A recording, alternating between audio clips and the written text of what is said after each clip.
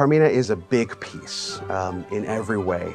And it's become maybe one of the most memorable pieces, one of the most recognized pieces in the world. But what sets Carmina apart from almost every other piece like it is the sheer scale of it. It requires a really large orchestra, it requires a really large chorus, it requires a children's chorus, it requires soloists, it has 2 pianos in the orchestra. I mean, it's a really massive piece.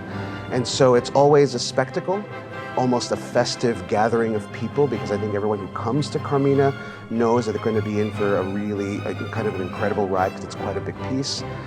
And certainly once you're in a room with massive amounts of people, I think there's going to be a lot of balancing to do, figuring out who needs to come out and who needs to be sort of in the background.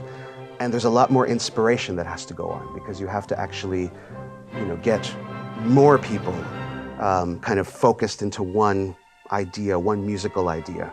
And that's not necessarily more challenging, but it's more fun. And so for me, it's always a little bit of a guilty pleasure to conduct Carmina Burana, because it's just an objectively fun piece to do.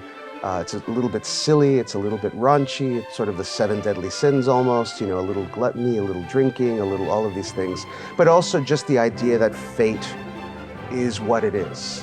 You can't control it, and things will happen in life that you can't control, and it's just about living life in a lot of ways. So I think it has a message that I think speaks to people, and it's definitely fun for me to take an entire room of people through this, the people on stage as well as the audience.